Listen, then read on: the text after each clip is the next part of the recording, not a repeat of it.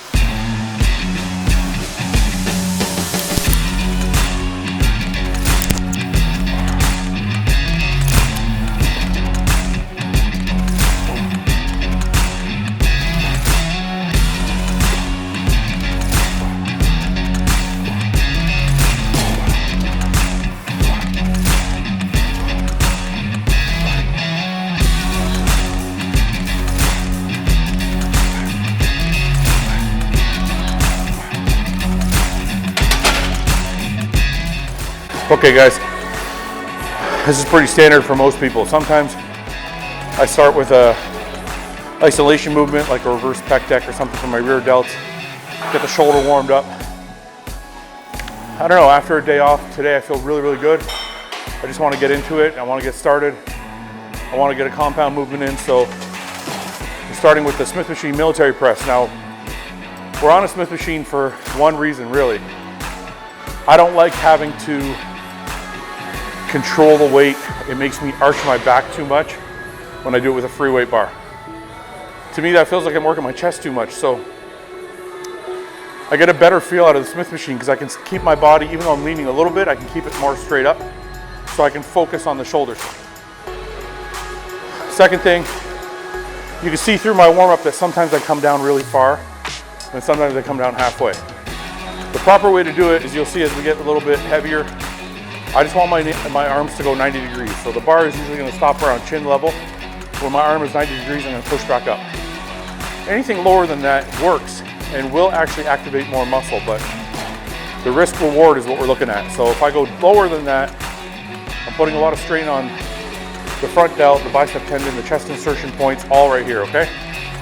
So 90 degrees, I go back up, I get good delt contraction, but I don't put myself in a vulnerable position. So that's what we're doing here.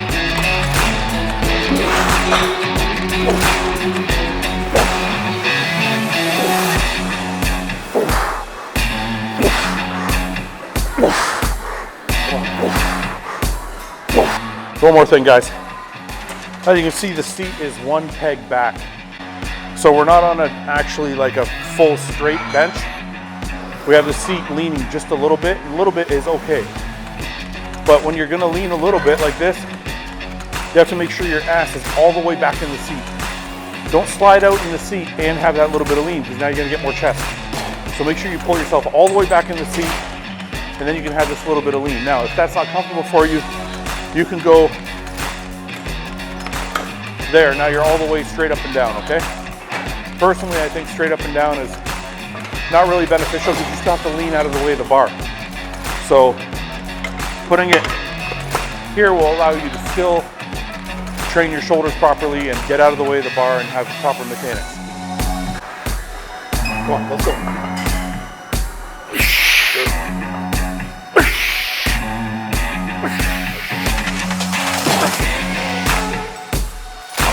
Good. Come on, you're strong, let's go. Come on, you got it. Up. Yeah. Come on. Good. That's it, you're working. Come on. Good. Come on. Explode up. Good. Come on, man. Make it strong.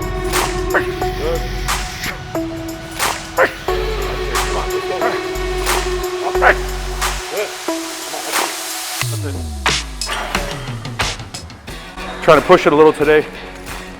Strength-wise, that's why the last set we finished off at 4 reps.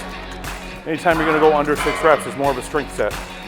But I'm trying to build up the strength in my shoulders, back of my tricep.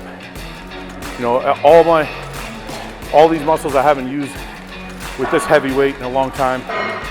So my goal is to get back to 3 plates. We're almost there slowly, you know. But this is what you want to do: is if you want to build strength, you got to take one of your sets, usually the last set of your exercise, and make sure you take it right to the end as far as you can, to failure with the heaviest weight possible. So we moved on from one press to another press. And why, you ask? Because they're different. So on a hammer strength machine, these arms move independently. On the Smith machine, we just have a bar. So I want my shoulders to work independently. The angle's a little different, the range is a little different. And not to mention, even if there is a lot of similarities, I'm trying to work 2 presses. So today for me is a mass day, is a strength day. I'm not in here to do a bunch of laterals and stuff. I mean, we're gonna do those, but my focus today is strength and size. And I believe, and my belief has always been since I started, that your strength and size is gonna come from your compound movements, and everything else is addition to that. So we're working some heavier compounds because I haven't done them in a long time. And this is one of my this has kind of always been one of my workouts, is when I feel fresh, when I feel good, when the joints feel good, I double up on the pressing movement.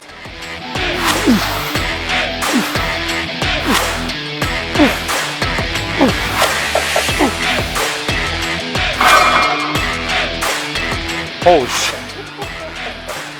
If any of you motherfuckers buy this product and don't like it, there's something wrong with you, man. My fucking head it's like doing this right now. It's like, whoa, whoa. Holy shit. Oh, up. Come on, man, stop.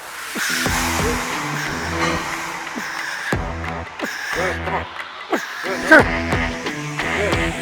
Come on. Good. Ready? Yeah, come on. Get it.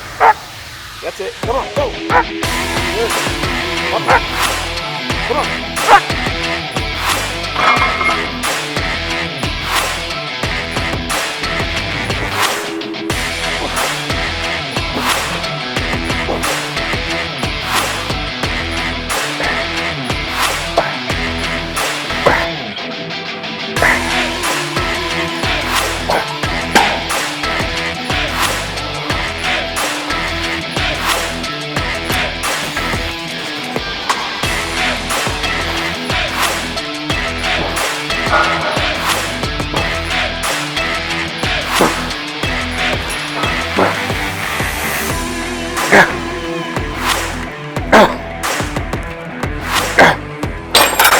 We did our main pressing shit.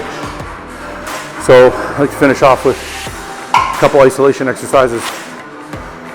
So we're doing some laterals. We're going to superset them with upright rows on the cable. Now a couple tips. Remember, when you're doing laterals, turn your wrists up. Okay, you're going to get more activation in the delt. Don't bend your arms too far this way, and don't try and twist backwards. Just go straight up. Straight up, almost like you're pouring out a pitcher of water, okay? Just like that. So those are the keys with your, you can swing a little bit. Obviously you can be more strict. Last week you guys saw how we were more strict. This week we got a little more play in it. But today I'm just focused on getting the weight back to where it used to be. So I'm not too focused on perfect form. And then on the upright row, go with a wider grip on whatever, like pick a straight bar, go with a wider grip. The wider grip will work your delts more than your traps. Number 1. And number 2, pull that shit up to your chin. Try and get like a 1 second hold at the top. That way you really make your shoulders work, okay? Don't pull with your forearms, lead with the elbow so that your delts are doing the work. If you pull with your forearms, your brachialis, your forearms, and your delts are all gonna work together, which is not what you want.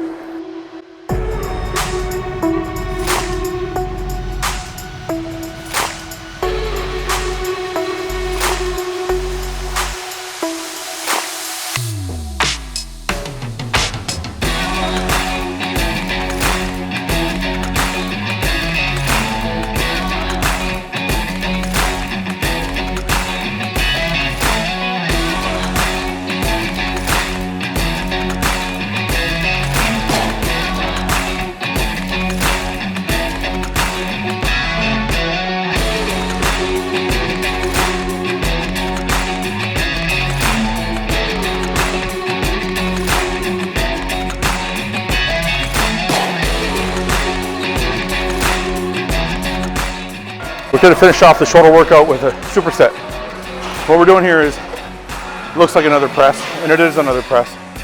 We modified the standing calf raise to hit our shoulders.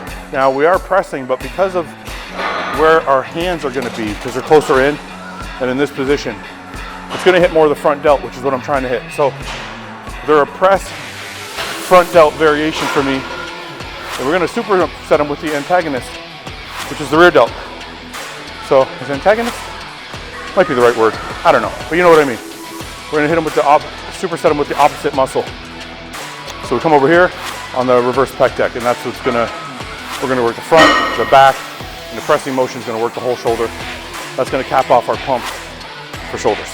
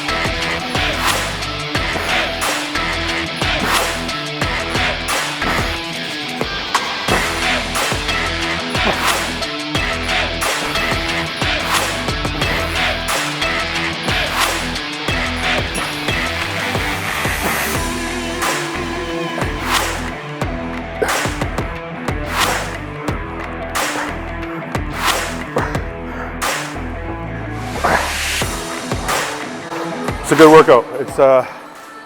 It feels good to throw on heavy weight. Listen, first let me explain to you a couple tips.